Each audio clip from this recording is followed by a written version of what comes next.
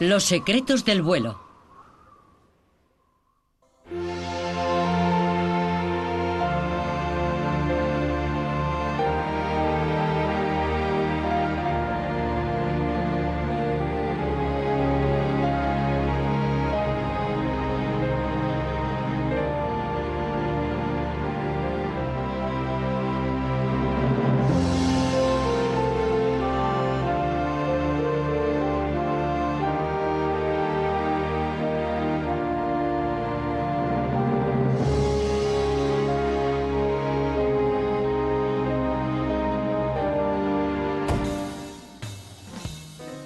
Bueno, vamos a preparar al ángel para volar.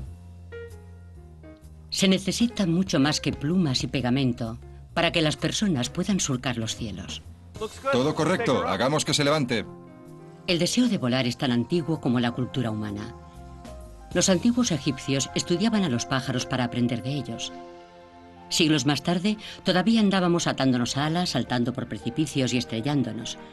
Nos costó bastante tiempo darnos cuenta de que éramos demasiado pesados y demasiado débiles para autopropulsarnos, agitando unas alas postizas.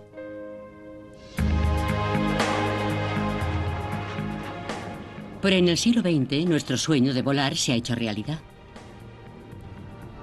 Aunque no nos han salido alas, hemos aprendido a volar dando forma al metal y el plástico hasta conseguir unas máquinas que los llevan más alto y más rápido de lo que los pájaros jamás podrían volar. Subir al cielo. El hecho de poder volar ha hecho cambiar el modo en que percibimos el mundo que nos rodea.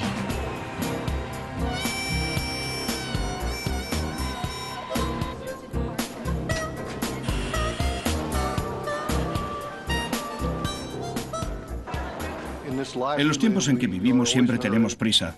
No, yo no podría hacer mi trabajo si no pudiera volar.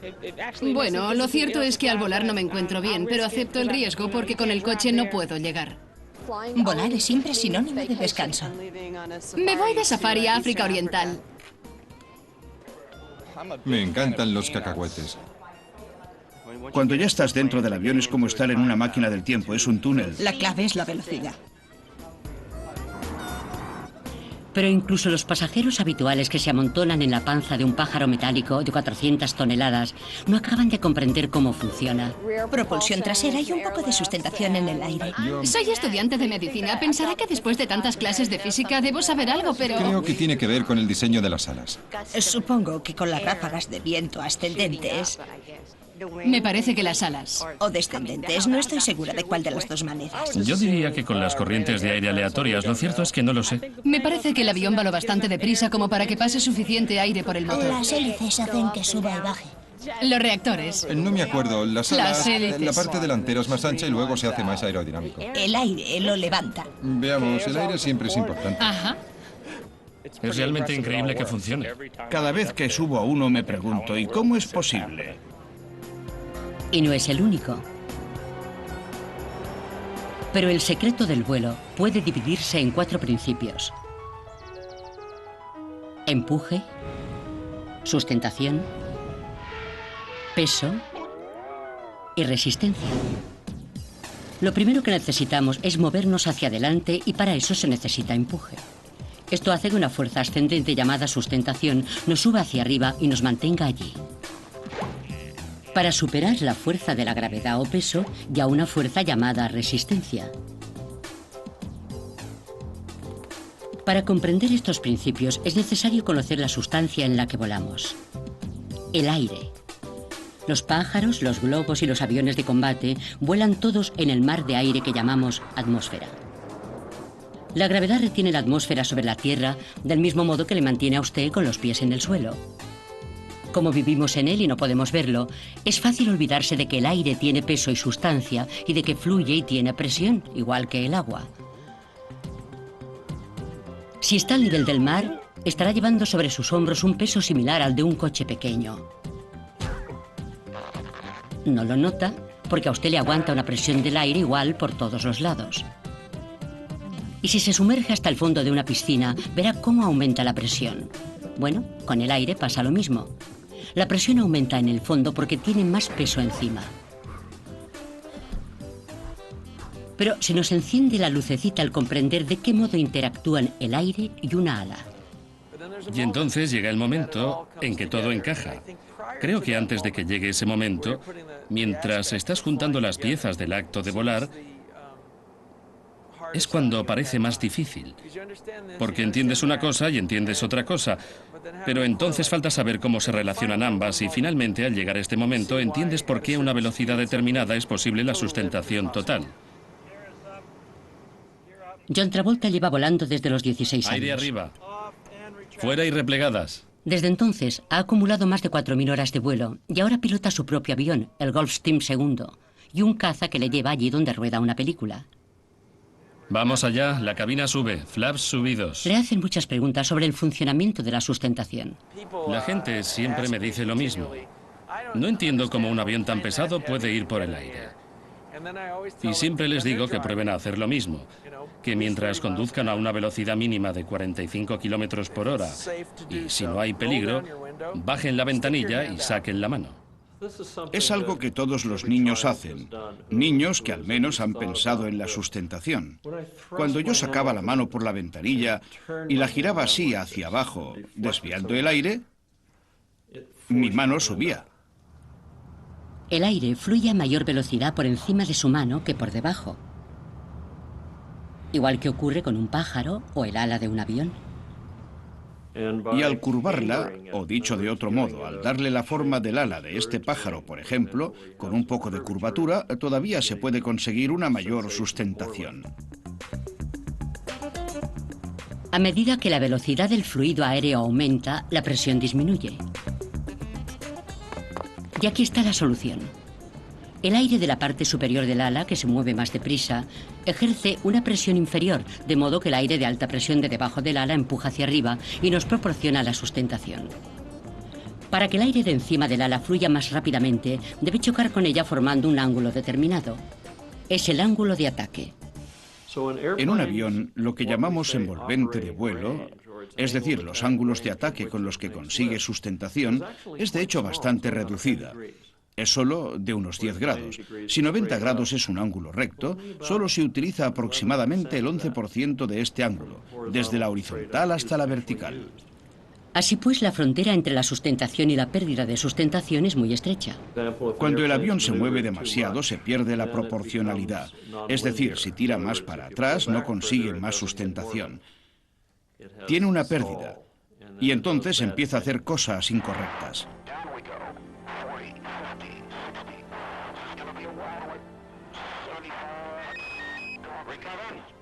A los pilotos se les prepara para que sepan cómo no perder la proporcionalidad, pero aún así las pérdidas ocurren.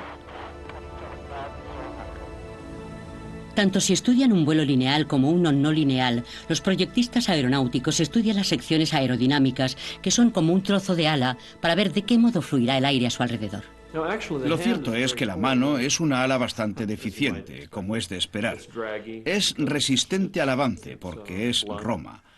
La sección aerodinámica perfecta es muy redondeada, así, en la parte delantera, y afilada, delgada y lisa en la parte trasera. Así pues, las bonitas alas que verán en los planeadores o en los aviones de alto rendimiento son tan impresionantes por su resistencia como por su sustentación. Tienen una resistencia muy baja. Lo que los expertos sueñan en conseguir es el flujo laminar, con el aire moviéndose suavemente sobre una superficie. Los ingenieros de los años 30 lo llamaban currentilíneo. Este término se introdujo en el lenguaje y la técnica fue la inspiración de la aeronáutica durante decenios. Se prohibieron las formas cuadradas y se introdujeron las curvas.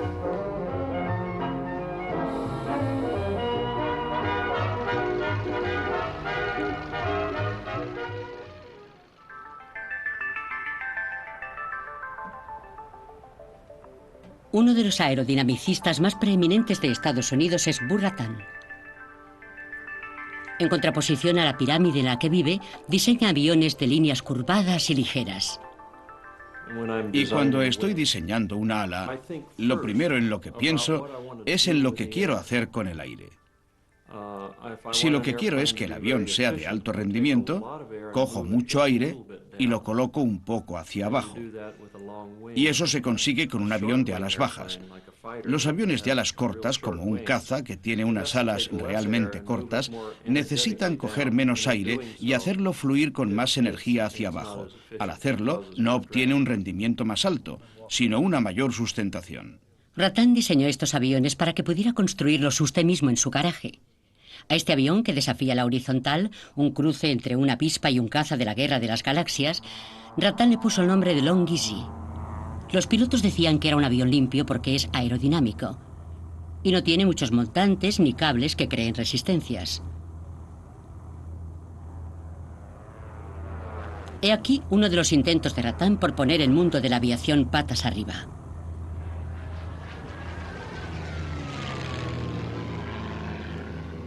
Pero hay gente a quien le gusta esta clase de cosas. Me encanta despegar, volar boca abajo y salir volando hacia la zona de prácticas. Sea como sea, tengo una visión mucho mejor de las cosas. Me gusta estar boca abajo, me estira la espalda y me siento bien. Mientras el ángulo de ataque sea el correcto, da lo mismo qué superficie del ala esté arriba. Pero los aviones de vuelo acrobático están diseñados para volar boca abajo. La forma del ala de un avión de vuelo acrobático es muy concreta en el sentido de que se considera simétrica, para que el flujo de aire sea el mismo tanto si estás boca arriba como si estás boca abajo. De modo que puedes hacer volar el avión al revés, casi en la misma postura, con el morro en la misma posición que cuando estás boca arriba. Veamos, hemos aprendido a volar boca abajo, a volar más rápido y a volar más alto, superando a los pájaros del cielo. Pero hay quien todavía busca en los pájaros la inspiración para volar. Creo que los pilotos se inspiran en la naturaleza y en los pájaros. Muchas veces, cuando estoy volando, veo un pájaro volando a mi alrededor. Quizás un halcón que me observa, o incluso un águila. Y lo cierto es que me parece que todos estamos un poco celosos también, porque ellos lo hacen sin ningún esfuerzo. El modelo de la naturaleza. Si pudiera observar la Tierra desde las nubes, esto es lo que vería.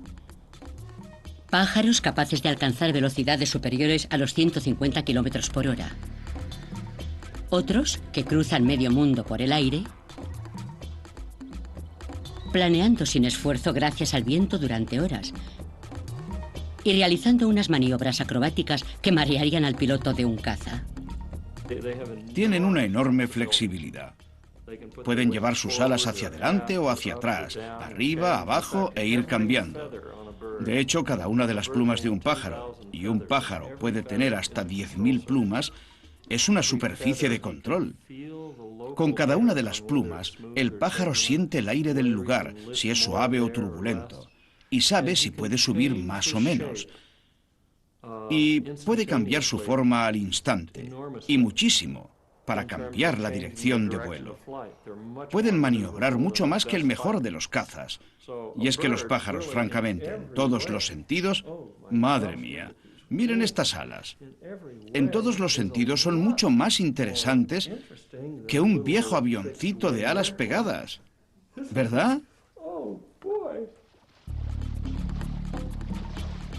Los pájaros sirven de modelo viviente para la teoría del vuelo.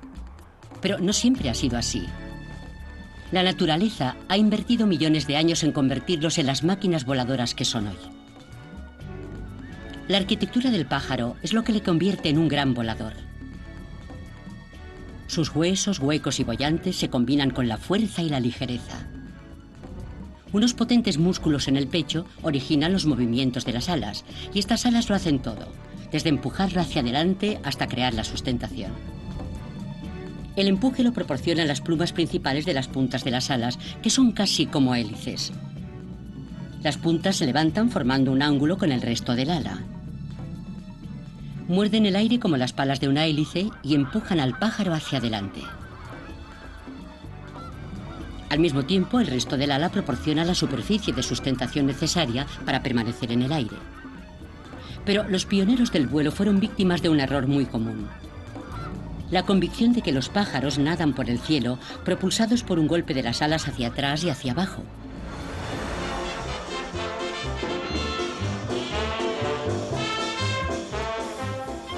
Intentamos volar batiendo las alas, Pero nuestro intento de ala terminó en unos cuantos huesos rotos y el ego destrozado. El cuerpo humano no está hecho para volar. Pero si tuviéramos que volver a la mesa de dibujo para hacer algunos cambios, haría falta algo más que un juego de alas. Para volar, propulsados por los músculos, deberíamos tener unos hombros grandes, muy grandes, en donde amarrar los músculos necesarios para propulsarnos hacia adelante y hacia arriba. Y debajo de estos músculos deberíamos tener unos huesos huecos para conseguir la ligereza necesaria y una forma aerodinámica. Probablemente no seríamos muy guapos, pero podríamos surcar los cielos como los pájaros. Los pájaros fueron el motivo de que el hombre quisiera volar. Eran un símbolo, algo que se podía ver, y no hay duda de que dieron al hombre las ansias de volar. El secreto de la sustentación y el empuje son más viejos que el primero de los pájaros. Las leyes de la naturaleza y las propiedades de nuestra atmósfera son las mismas para un halcón que para un F-14. Pero había que separar la combinación de sustentación y empuje del diseño de la naturaleza para que los humanos pudieran volar.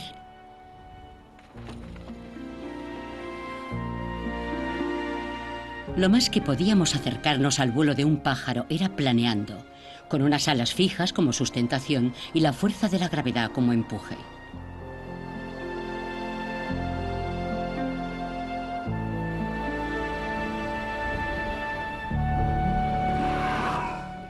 Sin gravedad no es posible planear, o sea que eso es lo que te tira hacia abajo, te lleva lejos. Y si tienes suerte, coges aire que se mueve hacia arriba y hacia abajo gracias a la variación de densidades y la gravedad. Y eso es precisamente lo que vuelve a empujarte hacia arriba. La gravedad es el empuje. Para poder realizar un vuelo sin motor, hay que aprender a utilizar los movimientos del aire, sus ondas, sus corrientes y sus columnas ascendentes. Observamos a los pájaros mientras vuelan, y si suben en espiral es que hay corriente térmica, y subimos y nos unimos al pájaro. Pero a veces es el pájaro el que te ve subiendo en espiral y se une a ti. Te sientes realmente como si flotaras cuando miras hacia la Tierra. Ante ti tienes un hemisferio de visión completo y se está muy tranquilo. Y también está ese momento mágico en que te tiras por un precipicio y no te mueres. Es algo así como la muerte y la resurrección. Y cuando aterrizas, después de un vuelo, todavía estás vivo. Es una sensación muy fuerte. Realmente lo es.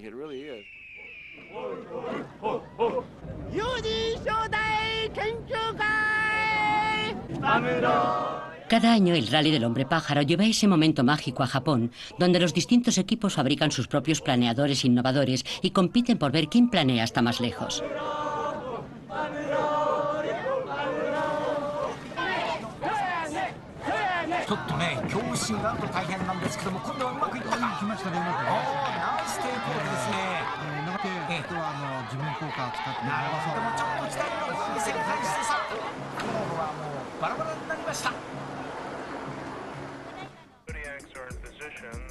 Pero con planear no basta. Seguimos obsesionados por el vuelo propulsado por los músculos. Hace unos 20 años, Paul Macready diseñó un avión propulsado por el hombre, el Gossamer Albatros. El Albatros, impulsado tan solo por la fuerza del piloto, recorrió 33 kilómetros del Canal de la Mancha. Bueno, todo el mundo ha soñado alguna vez con poder volar con la fuerza humana. Es un instinto que probablemente compartimos todos los hombres de un modo u otro.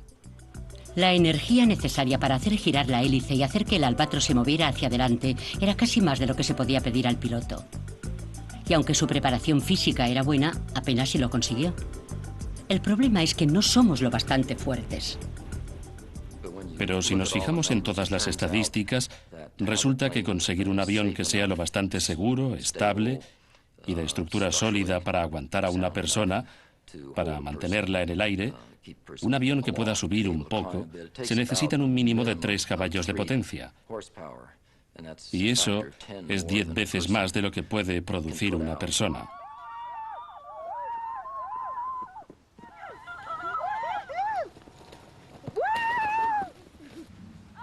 Así pues, hemos tenido que recurrir a las máquinas para conseguir la potencia necesaria que nos empuje hacia adelante. La banda de goma de un avión de juguete tiene la misma función que el motor, proporcionar la fuerza para mover las hélices. Las hélices son como un ala que da vueltas. Igual que el ala, producen sustentación, pero hacia adelante. Las hélices son secciones aerodinámicas que muerden el aire y crean sustentación y empuje solo con el movimiento que atraviesa el aire. En el fondo son como grandes molinos de viento. Veamos, si cogemos un poco de aire aquí y queremos empujarlo hacia adelante, necesitamos alguna fuerza. Y esta fuerza es el empuje. Las hélices y los motores de émbolos llevan 90 años empujando y tirando de los aviones por el cielo. Pues bien, me acuerdo del día en que levanté la vista y me di cuenta de que la ruta que antes hacía un avión de hélices seguramente entonces la cubría ya un avión con motor a reacción. Lo fascinante es que de niño pude ver con mis propios ojos cómo cambiaba la tecnología. Así pues, para volar más alto y más rápido, dejamos de planear como las golondrinas y empezamos a echar chorros como los calamares. Los animales como el pulpo, el calamar y la medusa funcionan todos con el mismo principio que el turborreactor. Acción y reacción. Veamos, el combustible entra en el motor y allí se convierte en potencia, ya que incrementa la velocidad del aire, lo que hace aumentar su energía cuando sale por detrás, y la diferencia provoca el empuje. El Gulfstream II de John Travolta tiene 2 reactores Rolls-Royce. Cada uno proporciona un empuje de casi 5.500 kilos. Es un avión muy potente. Un avión que pesara 13.500 kilos más que este funcionaría con los mismos motores, como el avión británico 111, un avión de pasajeros. Así que a este le sobra potencia. Me encantan esta clase de aviones. Me apasionan, porque en caso de emergencia tienes más de lo que necesitas. Te da una gran sensación de bienestar. Para algunos pilotos es más que una sensación de bienestar. La velocidad es vida. Cuanto más rápido acabas yendo, más son las cosas que hace por ti. Primero, pasas ante las zonas peligrosas. Y segundo, los misiles no pueden seguirte la pista. Si te están disparando, intentas ir un poco más deprisa. Y si tratas de seguir a alguien, intentas ir un poco más deprisa. Y el dispositivo de poscombustión es solo un modo de coger un poco de velocidad punta para meterte en problemas o salir de ellos lo más rápido posible. Lo cierto es que el dispositivo de poscombustión es bastante sencillo. Basta con coger un trozo más de tubo y ponerlo en la parte trasera del avión. Lo llenas de combustible que se enciende y sale a toda velocidad por detrás. Con eso se consigue mucha potencia, pero se gasta mucho combustible. Lo que se intenta con eso es hacer que por detrás salga un empuje igual al peso que llevas. Ahí es cuando se empieza a hablar de coeficientes. Cuando se habla del coeficiente 1:1 es lo ideal para un caza. El F-18 tiene un coeficiente empuje-peso de casi 1:1. Con tal cantidad de empuje, un piloto puede sostenerse por la cola y olvidarse de la gravedad por unos instantes. Pero solo por unos instantes. Te has sacado un peso de encima. Has vencido las dificultades del camino. Has vencido a las leyes que obligan al hombre a arrastrarse. Filippo Tommaso Marinetti, 1910.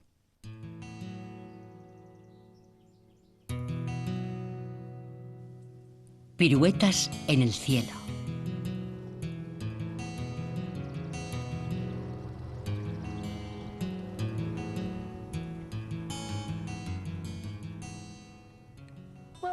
Cuando tenía unos 10 u 11 años, les dije a mis padres que quería volar. Y ellos me dijeron, ¿sabes, Patty? Las mujeres no pueden ser pilotos de aviación, o sea que olvídate. Crecí con ello, y me acuerdo de cuando salí a ver a mi padre al aeropuerto, cuando tenía 4 o 5 años. Él me metía en su gran avión y me sentaba. Paseábamos por allí. Siempre supe que quería volar.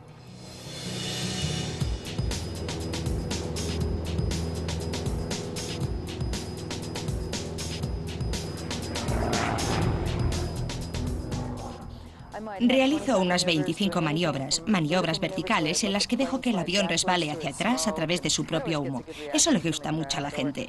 También está el giro en par motor, con el avión dando vueltas hacia arriba para descender hacia atrás a través del humo directo hacia el suelo.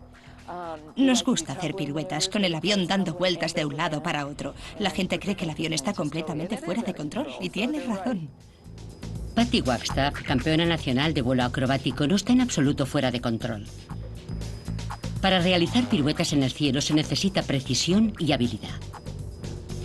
La habilidad para mantener bajo control estas maniobras es imprescindible en un vuelo. Las superficies de control son las partes móviles de las alas y la cola que permiten al piloto desviar el flujo de aire y hacer girar el avión en la dirección deseada. Veamos, los aviones tienen 3 ejes. El de guiñada es cuando el avión va de un lado para otro. Eso lo controla el timón. Cabeceo es cuando el avión sube y baja. Eso lo controla el timón de profundidad. Y alabeo es alrededor del eje longitudinal. Eso lo controlan los alerones. Al alabear o balancear el avión, este gira alrededor del eje longitudinal. Así pues, si sacas una cuerda y la pones debajo del avión, justo en medio, y mueves los alerones y el ala, el avión girará alrededor de esa cuerda. Estos son los alabeos. Puede que a Patty Wagstaff le gusten las piruetas, pero la mayoría de los pilotos intentan evitarlas. Lo que quieren es estabilidad. En la mayoría de los aviones comerciales en los que vuela la gente, los pilotos cuentan con mucha estabilidad incorporada. Y si alabean o inician un descenso en picado, si quitan las manos, el avión vuelve a su posición horizontal. Pues bien, mi avión y la mayoría de los aviones de vuelo acrobático no están diseñados para hacerlo, así que si saco las manos de los mandos, el avión probablemente empezará a girar, a caer en picado y seguirá así. No querrá dejarlo. Esto va muy bien para las acrobacias. Las conexiones entre el piloto y las superficies de control de la mayoría de los aviones pequeños, incluso de los de vuelo acrobático, son mecánicas. Cables, poleas y palancas se encargan de todo. En un avión pequeño como el mío es muy sencillo. Es un conjunto de barras de empuje y dinamométricas. Así que cuando muevo el mando hacia la derecha, lo único que hago es hacer mover las barras que accionan los alerones. Lo mismo pasa con el mando de altura. Lo único que hago es presionar y tirar de cables conectados a las superficies de control. Pero los cazas son otra historia. La forma de los aviones y los enormes motores que les dan velocidad también los convierten en aparatos inestables y temperamentales por naturaleza. El hombre y las conexiones mecánicas no son lo bastante rápidos por sí solos para mantenerlos bajo control. De modo que los pilotos de los cazas forman equipo con ordenadores en un sistema llamado pilotaje por mando eléctrico. El control, sobre todo en aviones como este, se ejerce mediante un sistema de pilotaje por mando eléctrico, lo que significa que los ordenadores intentan ayudarte a hacer volar el avión lo mejor que puedas. Hace que las superficies de control se muevan al máximo y que todo sea igual cuando cojas los mandos. También hay un montón de sensaciones artificiales que están ahí para que notes cómo se mueven las superficies de control. Así que mover el mando no implica mover las superficies de control. Un conjunto de correas elásticas se encargan de dar esa sensación. Se parece mucho al sistema de frenos del coche o al volante. Puede que parezca una conexión mecánica, pero es el ordenador de a bordo el que envía instrucciones digitales a los activadores hidráulicos que a su vez mueven las distintas superficies de control. También es posible hacer volar el ordenador sin el avión. Los simuladores de vuelo han sido superventas hasta la llegada del ordenador doméstico. Este de aquí imita el sistema de control de un F-18, pero solo insinúa los problemas que debe afrontar el piloto de un caza.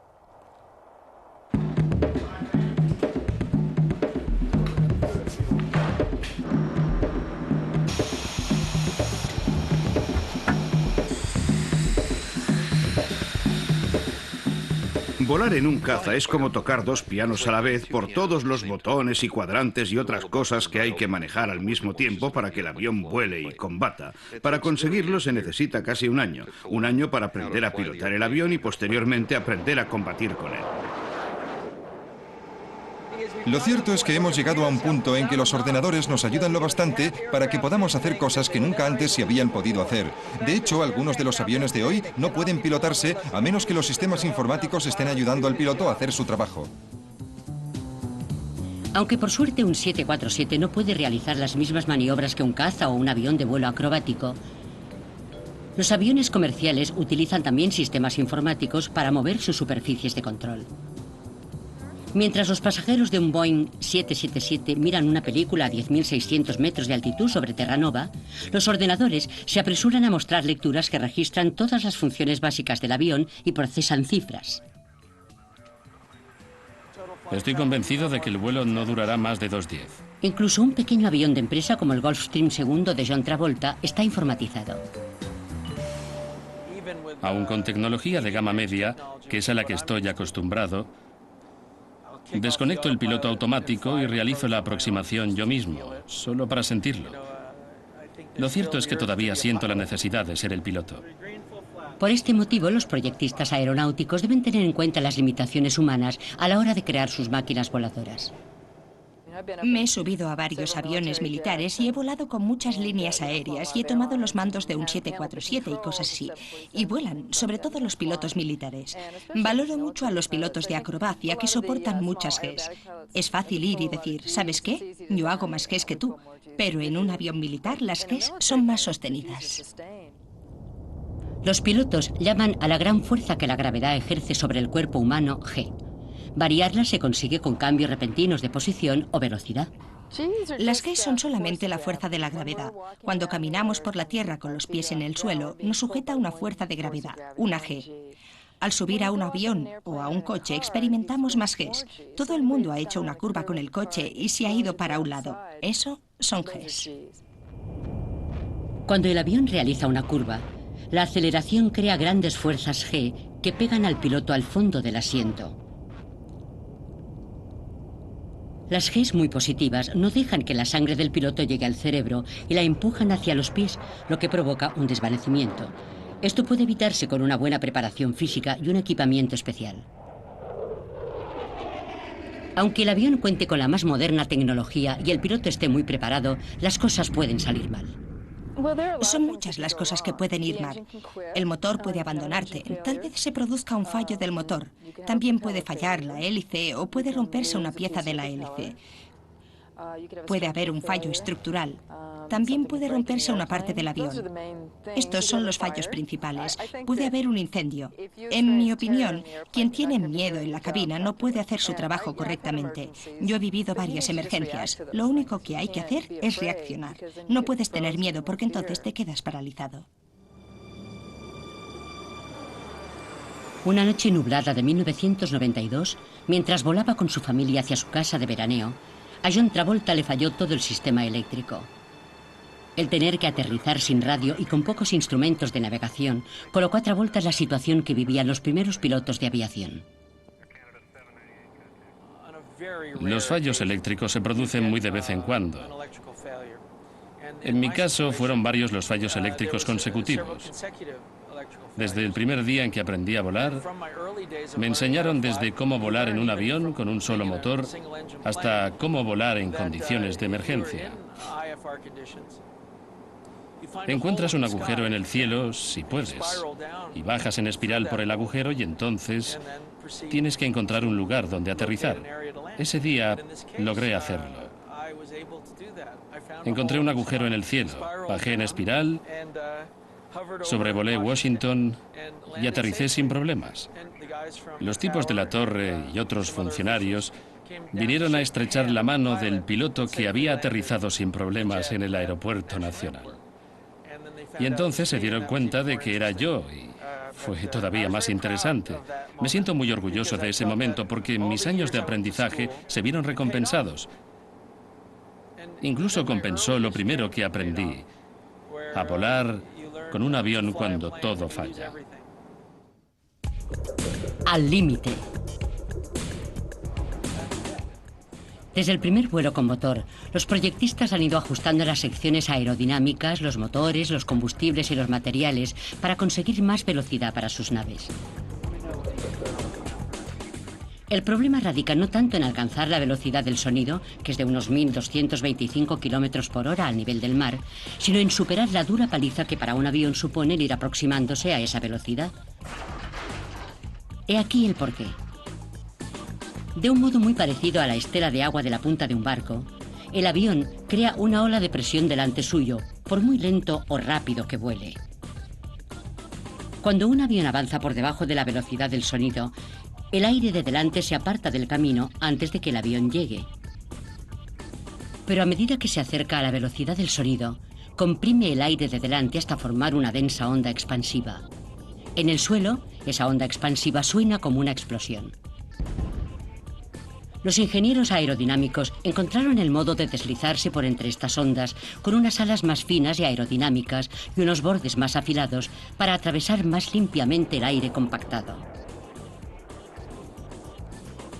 Pero para un transporte supersónico como el Concorde, los problemas son todavía mayores. Aunque lleva a los pasajeros de Nueva York a Londres en menos de 3 horas y media, se considera que el Concorde es un fracaso económico y medioambiental. A poca velocidad, su forma aerodinámica no produce mucha sustentación. Así que para iniciar el vuelo necesita unos motores muy ruidosos y potentes que engullen mucho combustible. Puede transportar solo la mitad de pasajeros que un jumbo y su autonomía se reduce a la mitad.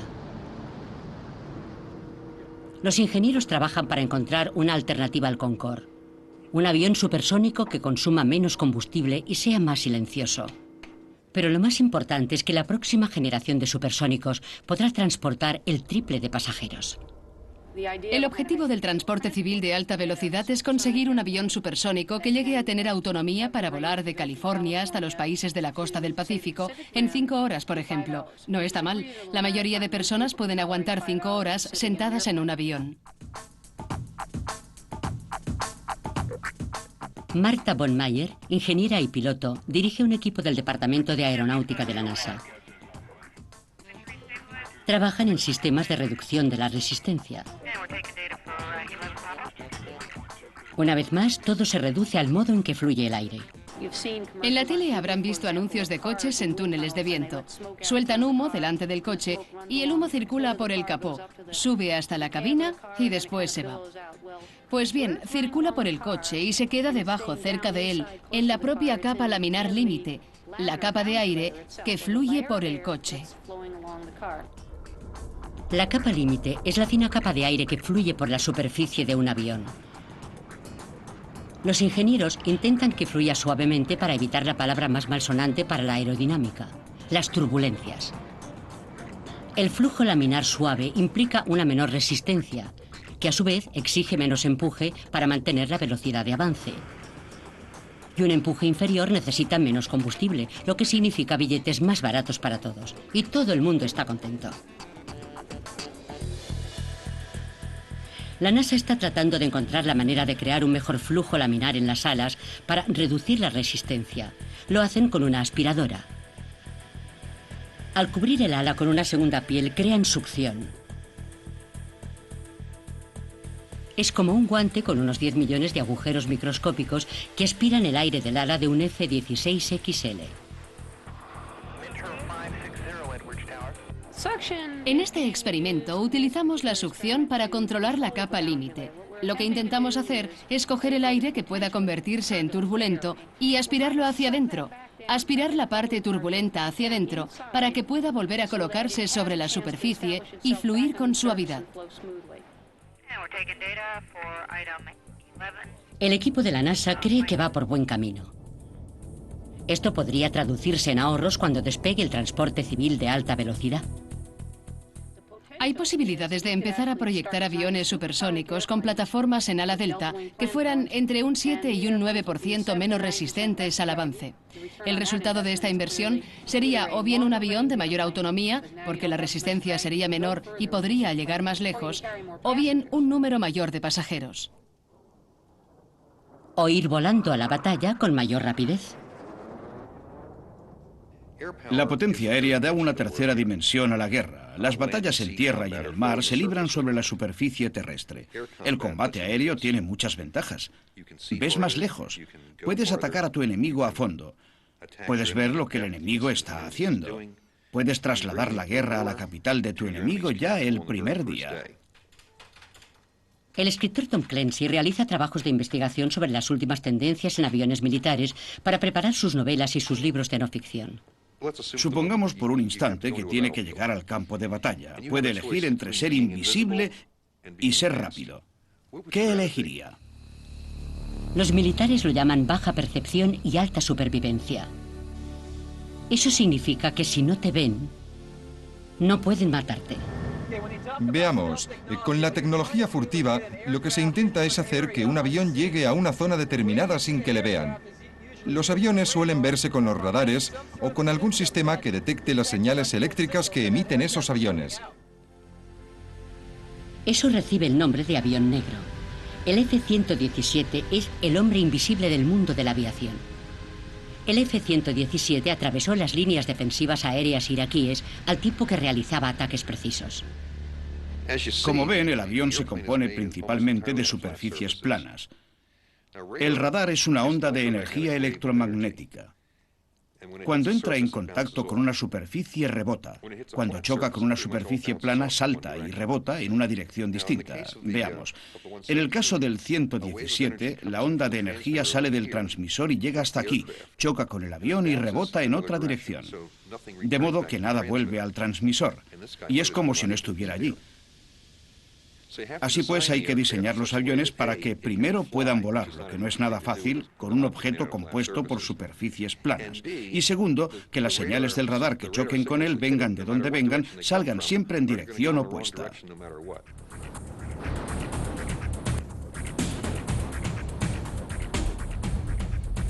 El F-117 es todo ángulos. Pero el bombardero furtivo B-2 es como el ala suave de un murciélago. Aún así, los dos pueden introducirse en el espacio enemigo con relativa impunidad. Los aviones furtivos no son ni increíblemente rápidos ni increíblemente maniobrables. Pero si son invisibles, ¿qué más da? Hace mucho tiempo que el ejército sueña con poder despegar y aterrizar en vertical, conservando la capacidad de maniobra de los aviones convencionales. Bueno, en el caso de que te destrocen los campos de aviación, tienes que encontrar algún sitio para que despeguen tus aviones, y ese es el motivo principal por el que se inventaron los portaaviones, para que los cazas pudieran despegar desde un barco. Al utilizar el empuje ascendente del motor, el Harrier, un avión de despegue vertical, puede pasar sin una pista de despegue.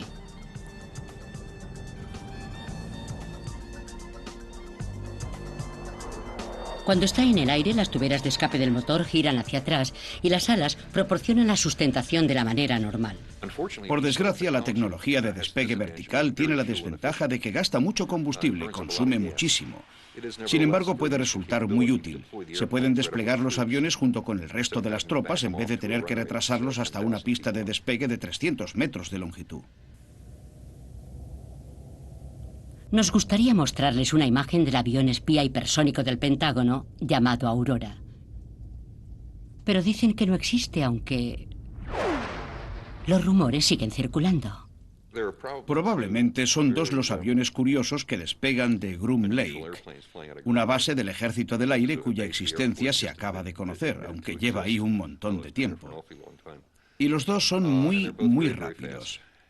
Uno es del tamaño de un caza y el otro se supone que es un poco más grande. Más allá de esto, quién sabe. Pero allí hay algo.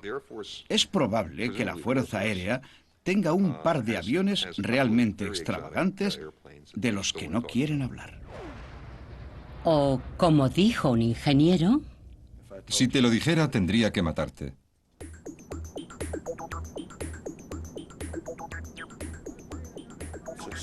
Aeroplano es un conjunto de compromisos volando en formación cerrada. Y nos gusta llevarlo hasta el límite.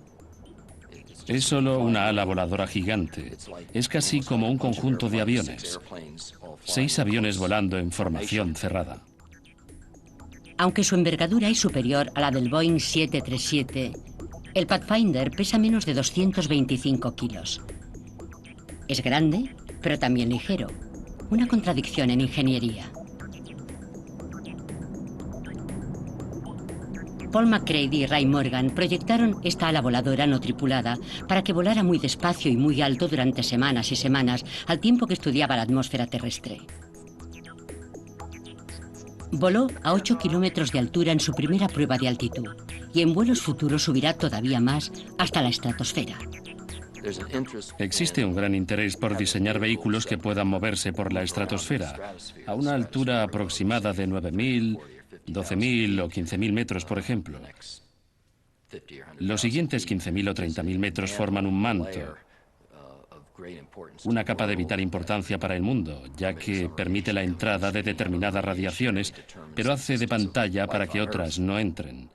Realmente determina la existencia de vida en la Tierra, de modo que es importante supervisar y llevar a cabo investigaciones para comprender qué pasa allí. Es la capa que nos protege. Para navegar por la estratosfera se necesita una potencia aproximadamente 6 veces superior a la necesaria al nivel del mar. A medida que subimos, la densidad del aire disminuye y el avión debe volar a mayor velocidad para desarrollar la misma cantidad de sustentación que antes. Cuanto más subimos, más potencia se necesita para volar. Y en los aviones de combustión interna, esto es una gran desventaja y limita la altura a la que pueden volar. Cuanto más arriba sube, menos potencia tiene. Pero el Pathfinder es otra cosa.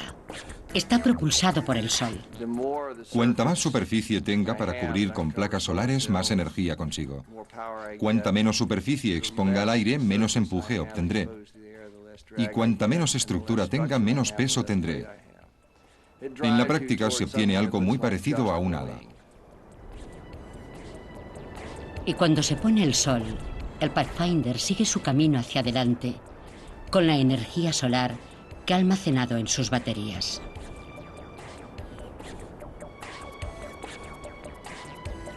Mientras otros compiten por los récords de velocidad, a McCready y a Morgan les gusta ir despacio. Nos centramos en aquellas cosas que necesitan muy poca energía para volar. El avión solar, por ejemplo, vuela con la energía generada por 4 secadores de pelo normales, más o menos. Y con esa cantidad de energía podemos volar de 18 a 20.000 metros de altura. Así que volar despacio tiene una ventaja: reduce la cantidad de energía necesaria para volar.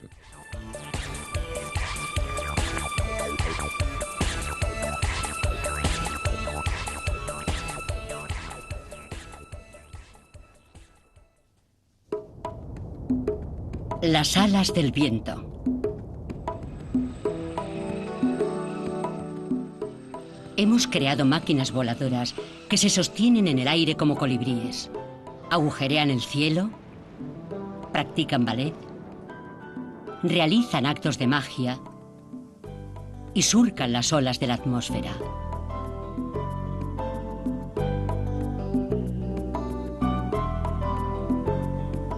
La pasión de los pilotos es estar en el aire, ya sea planeando a 50 kilómetros por hora o cortando el aire a una velocidad 3 veces superior a la del sonido. El vuelo es algo que supone un reto infinito, es una libertad infinita, un sentimiento fantástico. Volar me da la oportunidad de salir y expresarme yo misma, de hacer las cosas que quiero hacer y de no tener que responder ante nadie por ello. Es una sensación casi igual a la que siento cuando me conozco un personaje y pongo el piloto automático. Ya no necesito pensar en nada más, yo soy eso. Lo que me fascina de volar es la libertad que te da. Con solo salir del suelo y mirar hacia abajo te has librado de todo. A veces, mientras vuelo, me parece que es la única cosa en mi vida que tiene sentido.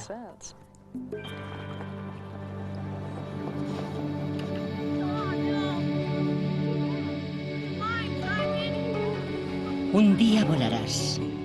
Caminarás con tus ojos por el cielo, porque de allí vienes y allí volverás. Leonardo da Vinci, 1452-1519.